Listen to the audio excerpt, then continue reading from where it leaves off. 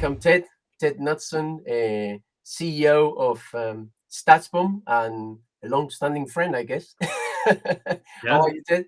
I'm good, thank you. So I just want to kick off with there's loads of people familiar with your name, some with your name and your face, some with your name, your face, and your work as well. But maybe audiences in Latin America would like to know who's Ted Knutson, how did Statsbomb started, and why did start the Statsbomb? Okay, sure. So yeah, as you said, I'm the CEO of Statsbomb. Prior to that, I worked for a couple of seasons for Brentford and Midtjylland, where we met. And then prior to that, I was in professional gambling for about a decade, partly in the sort of sports betting space and a company called Pinnacle Sports, which is one of the world's largest internet bookies. Statsbomb started basically the start of 2017. I had left Brentford and I was looking for my next job, and I started to work with somebody to build some tools around player recruitment and analysis.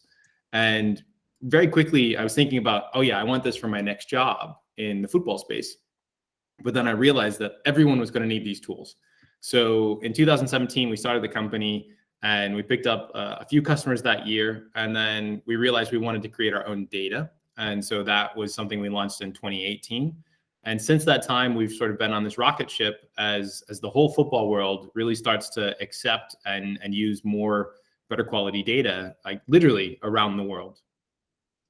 So, and there's a huge revolution of data in the industry now. We have like loads of people who are like quite familiar, and they're getting even more like experience with working with data. But there's a huge part of the world's football population who are still a little bit behind on this revolution.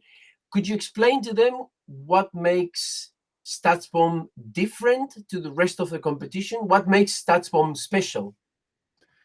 I think part of it was our emphasis on like what you cared about inside of football. We understood this because we did recruitment. You and I think we went through 1,000 players in a year at Brentford and Midtjylland, and so really understood kind of like the limitations that existed in our competitors. And then when we wanted to start doing this again or creating tools for others to follow, we knew more about it and what we could do. Like we listened to these coaches, and the coaches were like, hey, that's not good enough. And I think, our competitors would say, well, yeah, but it's what we can do. What we decided was we could design better data. If we really focused on what you care about in the game, whether that's, pressures or like where the goalkeeper is on shots or all these little elements that we thought we could make better. That's what we did. So we designed our own data. And then over the last kind of 5 years, we've listened to the feedback from all of these teams and from our own work to continue improving that. We care about quality because you're spending tens of millions of pounds on player recruitment. And if you make a mistake, then that is a huge impact to your budget and potentially to your team's success. And so we pay a lot of attention to that as well. So you said you started listening to what the clubs were giving you, like in terms of feedback. You were looking at what others were offering, and you try to like take the data one step ahead. Could you give us one example of, let's say, well, you don't need to name any clubs or any a particular name, but where a club has told you like, wow, this out in the industry, there was nothing that could give me this that you are giving me. I think it's happened a few times. Some teams really care about pressure up front, especially in their style of play. And so having that information across 84 different competitions means that they're better able to find players that fit that style of play. And it's not just about, hey, can we find and rank the best players in football? It's really about building skill sets and which skill sets fit into our team's DNA or like our coach's DNA. How do they want to play? Because, there are different styles to play the game and different ways to succeed. And so by using data, you get a much broader picture of what these players can do. And you're able to find players that fit your style the best, and in many cases, a bit cheaper than you would if you just went the traditional scouting route. How is the first approach from a football club to Statsbomb, coming from maybe the unknown of like, okay, I have my football club, I want to embrace data. Uh, how is that first approach from the club to Statsbomb regarding, hey, I need your help, but I don't know how you can help me because uh, It's been an interesting sort of change over the last, say, 5 years. Like, we see more that teams are aware of us or aware of the concepts around it than they used to be. And in some cases, it's the owner who's come in and say, hey, we need to start using data. We know that this matters. You need to get on board.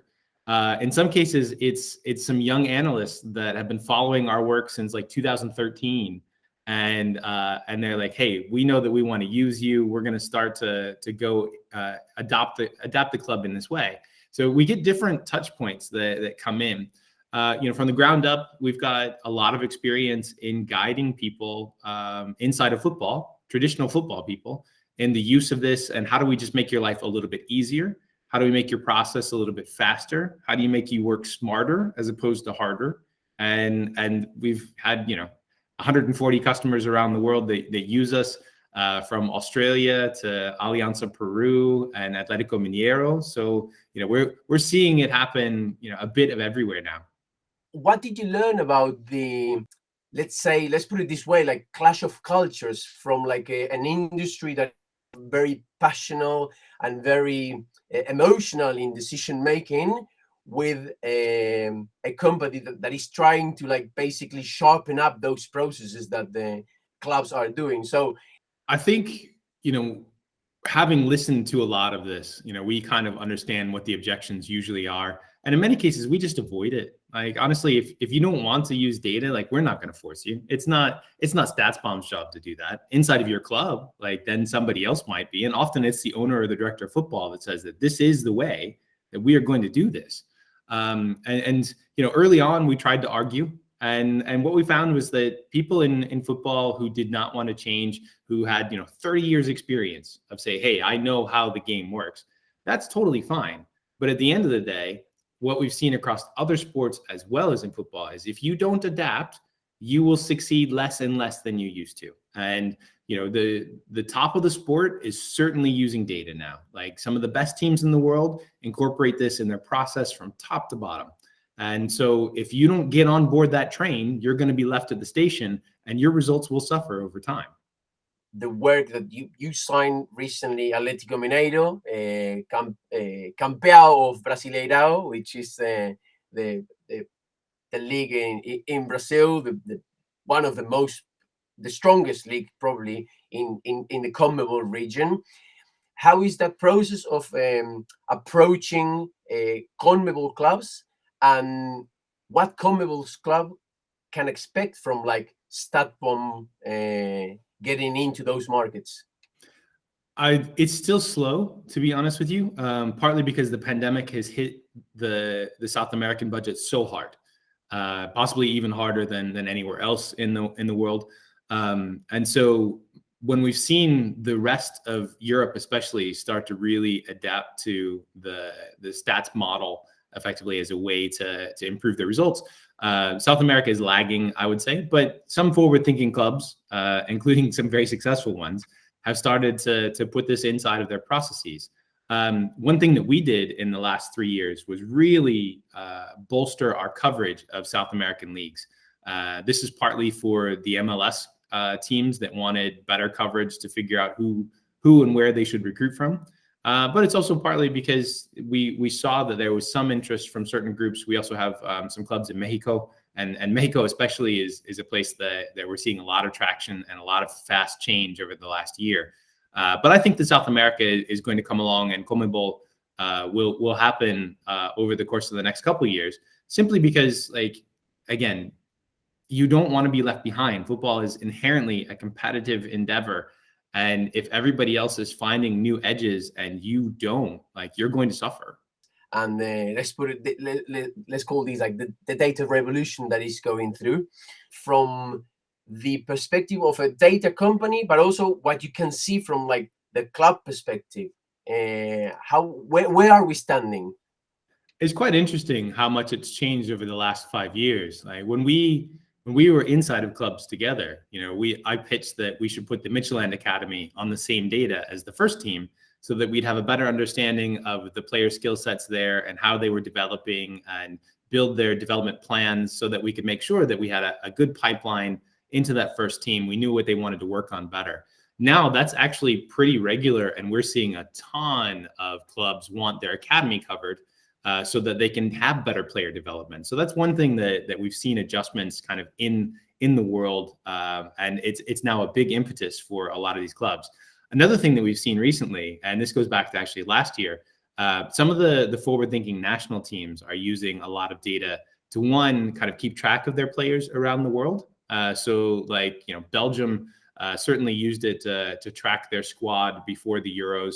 And then we worked with the Italian national team as well, and they used it to analyze their opponents, from the bottom up, as well as to look at their own sort of profiles inside of that. So you're seeing national teams start to want to track their players and analyze their opponents.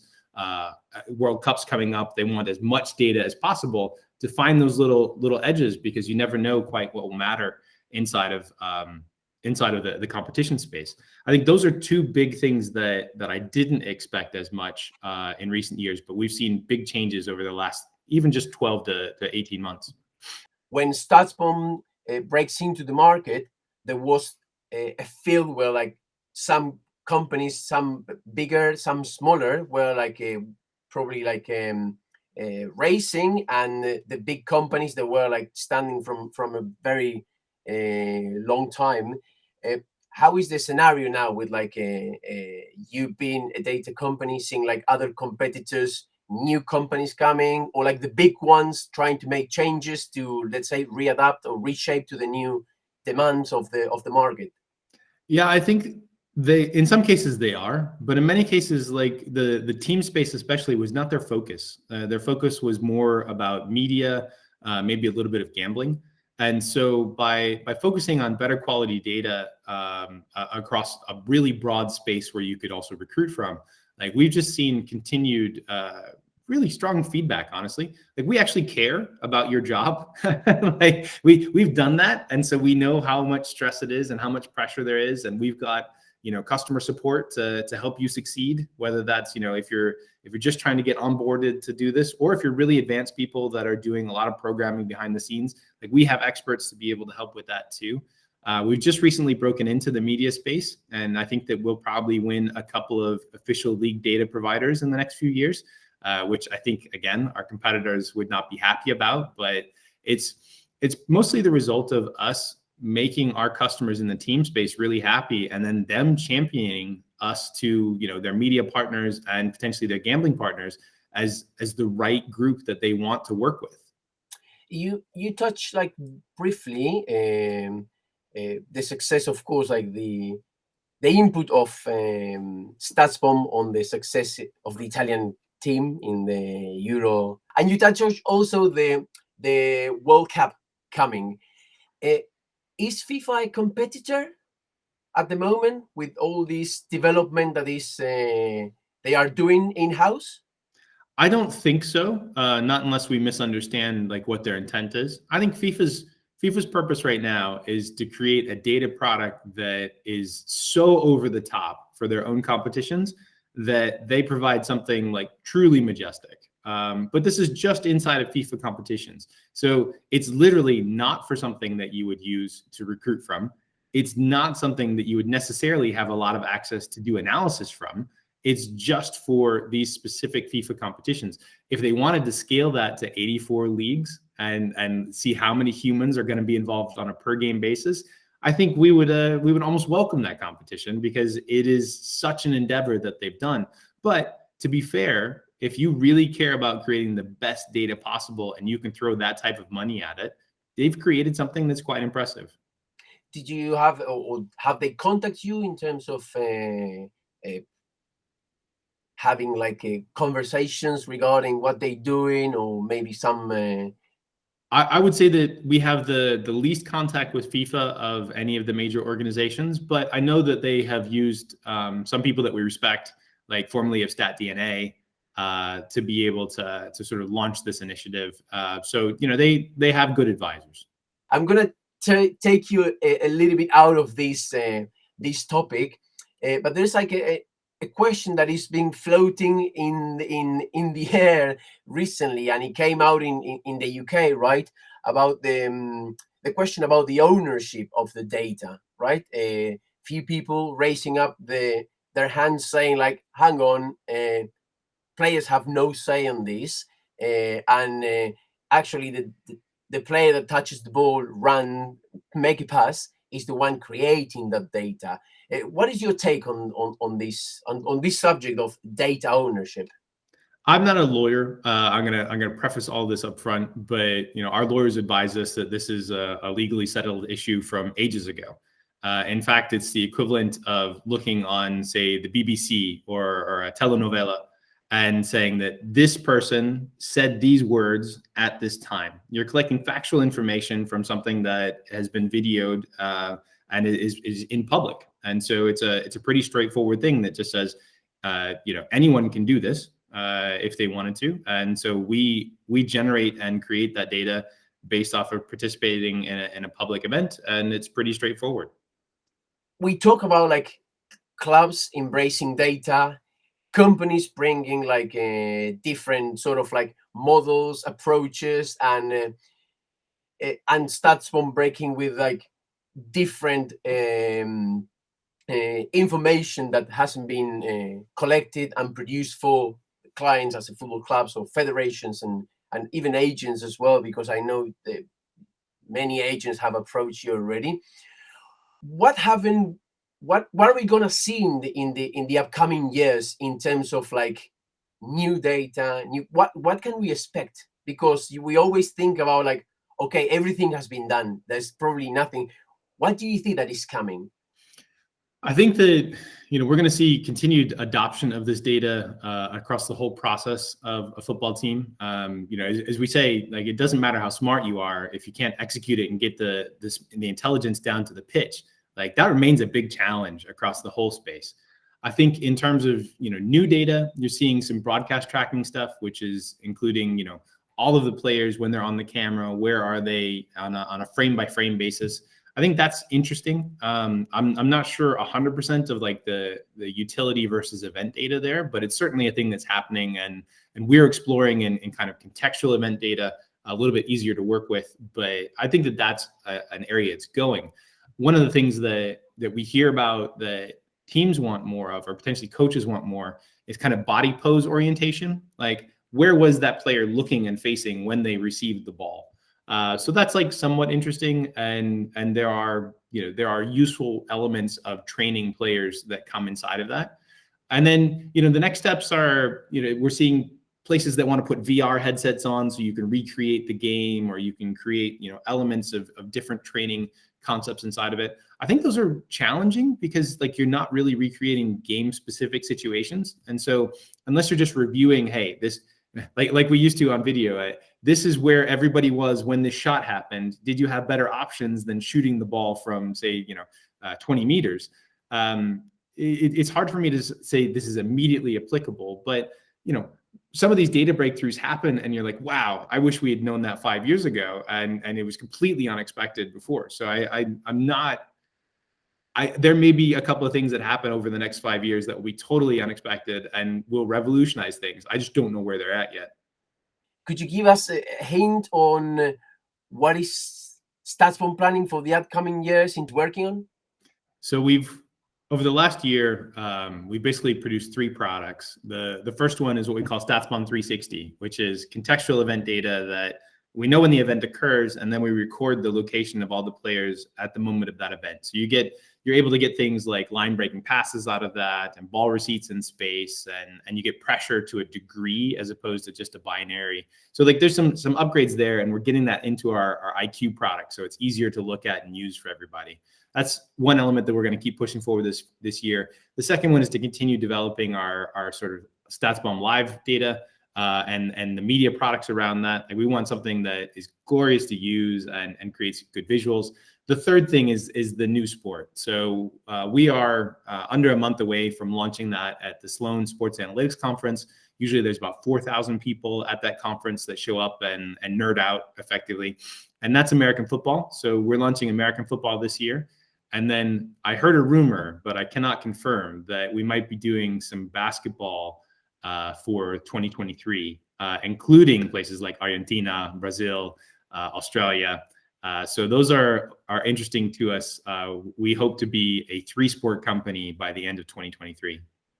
The last one, when is the Statsbomb conference happening in Latin America? I'm going to take that up with our marketing department. I think, if and when we get basketball up and running, then you can run kind of a 2-factor, CONMEBOL type conference with 2 sports that are relevant to you. So that would be interesting.